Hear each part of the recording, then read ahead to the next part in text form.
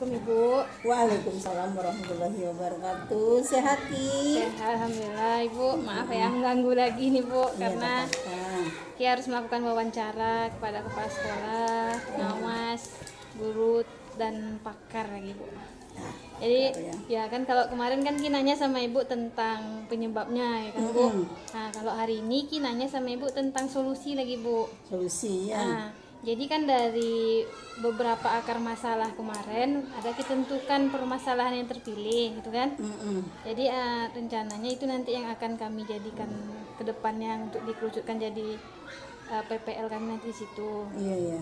Jadi kalau menurut Ibu, kira-kira solusinya bagaimana Bu kalau misalnya peserta didik itu tidak memahami cara menulis kalimat matematika dalam soal cerita tuh Bu?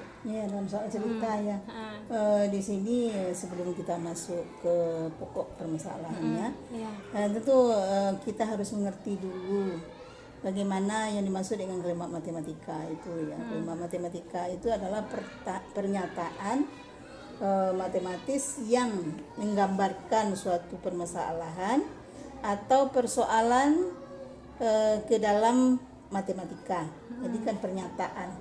Kemudian kenapa siswa ini tidak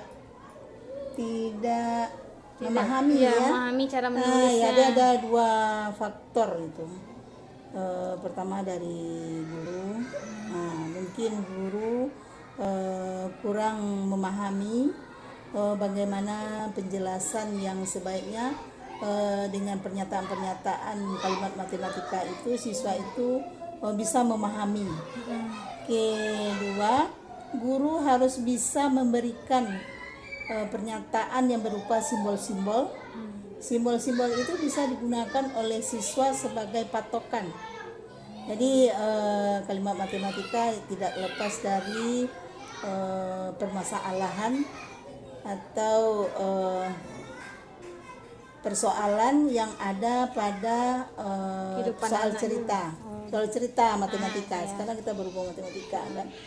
Jadi permasalahan dan persoalan yang kita tuangkan di matematika itu biasanya berhubungan dengan masyarakat, berhubungan dengan kehidupan anak sehari-hari ya. Seperti perkalian namanya ya. Perkalian itu ada yang perkalian berulang gitu kan. Kemungkinan ada yang menggunakan dua seperti campuran gitu ya, campuran, ada perkalian dan pembagian. Berarti di dalam soal cerita guru harus memberikan penjelasan yang sejelas-jelasnya kepada siswa tersebut. Jadi intinya yang pertama dari guru itu penjelasan yang lebih nyata, yang pasti. Yang kedua faktor dari guru ini, guru harus menguasai materi yang akan diberikan kepada siswa itu. Ya, dengan cara memahami, menguasai materi dengan sendirinya siswa akan lebih paham. Ya, dengan kiat-kiat yang lebih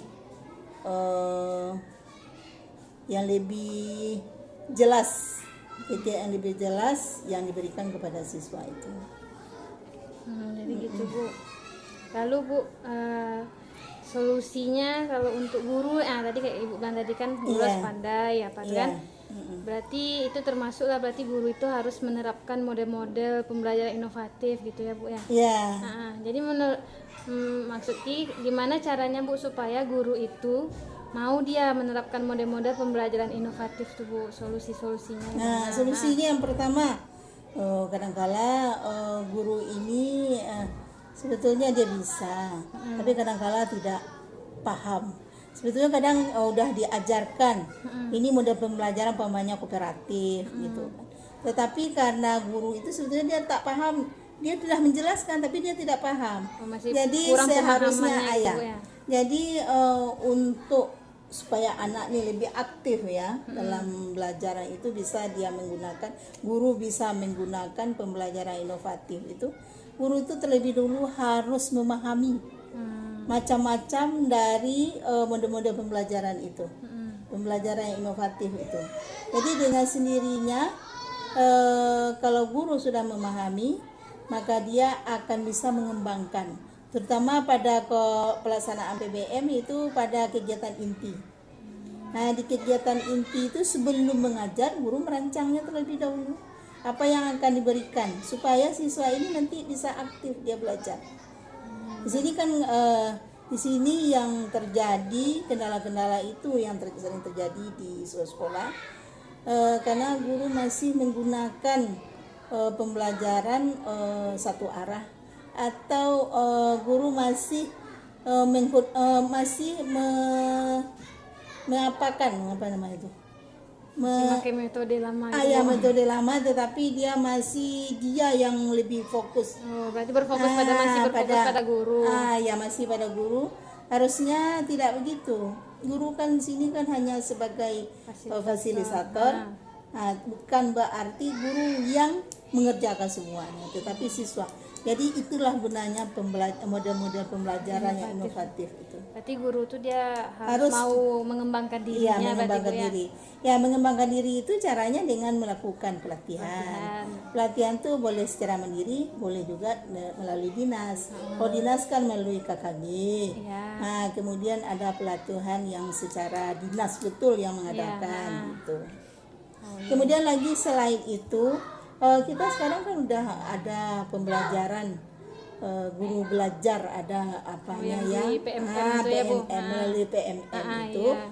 Jadi guru bisa melihat di sana video-video yang bisa memberikan model-model pembelajaran yang kreatif untuk siswa.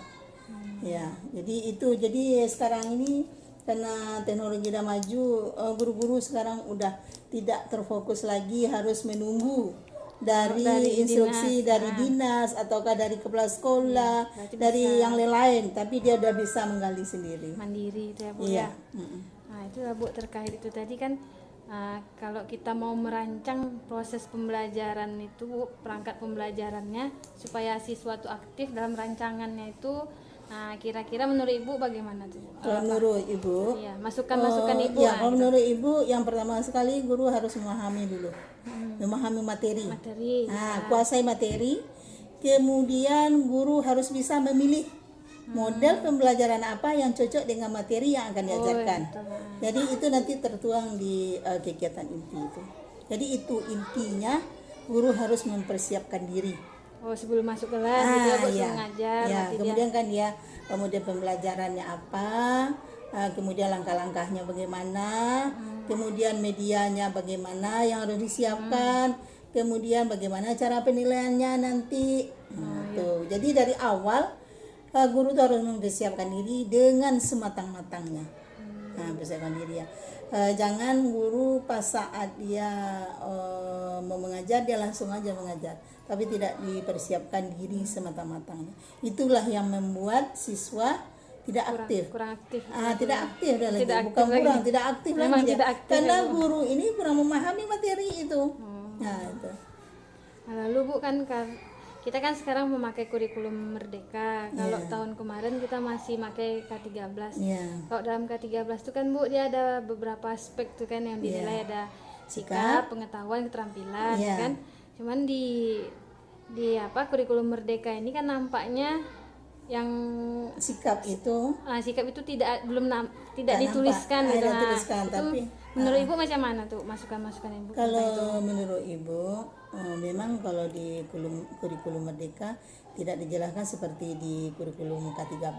Kalau K13 kan nampak sikap apa-apa saja, kemudian pengetahuan apa saja dan keterampilan. Tetapi bukan berarti di kurikulum Merdeka ini tidak ada penilaian sikap itu, tetapi dia masuk ke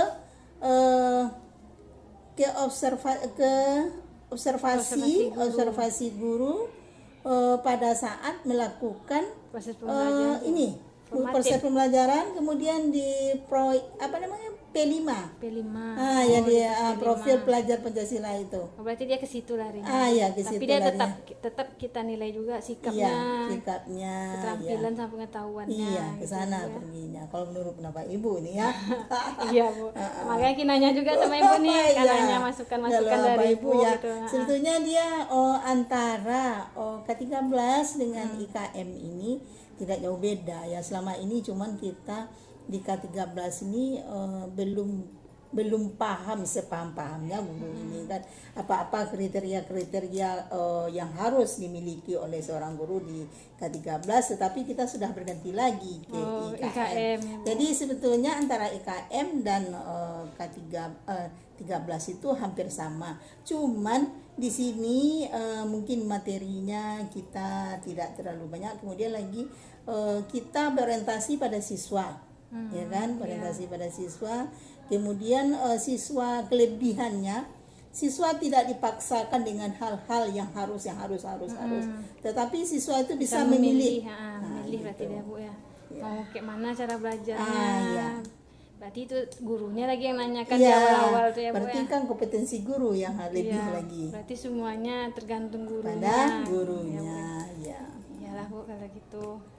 Nah, terima kasih ya Bu atas masukan Iya. dan jawaban Ibu. Mudah-mudahan dengan yang Ibu ucapkan tuh nanti jadi tambah juga wawasan Ki tentang ini. Ya mudah-mudahan ya Ki, Ibu tak salah kasih ya Ki. Iya Bu, sama. Terima kasih ya Bu. Ya, sama-sama.